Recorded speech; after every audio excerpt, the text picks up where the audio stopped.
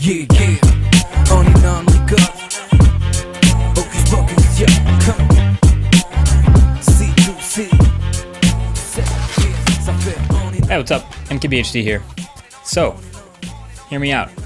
PS5's controller, this guy right here, might be the best part of the PS5, but maybe an even hotter take is this might be the most next-gen thing about any of the upcoming next-gen consoles. It's important. Like, of course, the graphics are going to get better, and the games will look better, but the controller evolving, maybe that's a hot take, but I think this is pretty important. So, both major consoles, Xbox Series and PlayStation 5, right around the corner, as you know, and I'm testing them both. It's a lot of hard work, playing a lot of games between the two of them, of course. But I wanted to take a minute before the reviews of them to talk about controllers. So a lot of you have seen the PS5 unboxing, so you've seen that new controller, and this is it. And I didn't unbox the Xbox Series X and S on camera, but I've shown it several times already, and these are the Xbox controllers. The Series X comes with a black controller, matte black everything actually, and the Series S comes with a matte white controller. But it's the same thing roughly. It's not super new, and we've seen the shape before. There's some subtle improvements I like though. USB Type-C, and there's a dot pattern on the back of the shoulders that's really nice now. But the PS5's new controller is different. It's built different. I don't know how many people are actually shopping between PlayStation 5 and Xbox Series X. Like, to be honest, I think most people already know which one they want, and they're just seeing how they can get their hands on them, pre-orders, that whole dance. But if you are still undecided, maybe the controller is that differentiating factor. So, okay, why am I making this whole video? Why is the controller so different? Well, I already showed you the fundamental new thing, the new beefier design, the new lights, the new USB Type-C, and the pins at the bottom for the dock, and even that crazy detailed texture. That's all fine. But also, this controller, when it turns on, has a feel that makes you feel more connected to the game and the console. I mean, it's a controller, so it's the one thing that you can actually say, maybe more than the screen, actually connects you to the game. So, two things about it. First, the new haptics are very strong. There's a new haptic motor inside this. Think like the difference between a new phone, the newest iPhone's haptic motor, and like an old, sloppy, traditional vibration motor. That precision to it. And then the other thing is the adaptive triggers. So I mentioned in the unboxing, when you just kind of squeeze the triggers when the controller's off, they feel normal. But when the controller's on, they have an adaptive level of resistance of when you actually pull them down. And the level of resistance can get pretty high, and you really have to squeeze the triggers, and they respond based on what's happening on the screen and in the game. So those two things are a feel that is a major step up. So together they make up the DualSense controller, and then to demo it, Sony actually made a game, it's called Astro's Playroom, to show it off, and it has exaggerated levels of haptics and adaptive triggers all throughout the game, and they combine with the speaker and the controller to really feel super engaging all the time. I was gonna say immersive, I don't know if that's the right word, but it's just engaging the whole time. So in this game, you basically control Astro and go through this world. This is one stage called Cooling Springs, and literally everything you touch feels different through the controller.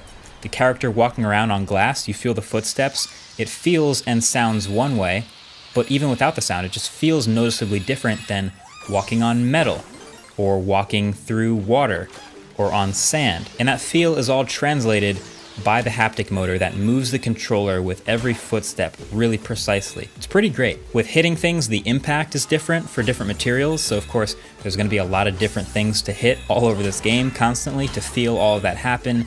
Coins hitting you feels different from hitting a leaf, feels different from hitting an enemy. And then for the adaptive triggers, they tie it to this feeling of a spring in the game, so you're using the triggers on the back of the controller to squeeze down a spring, and the added resistance plus the haptic vibration all kind of feel exactly how it would feel if you were trying to squeeze and compress a real-life spring.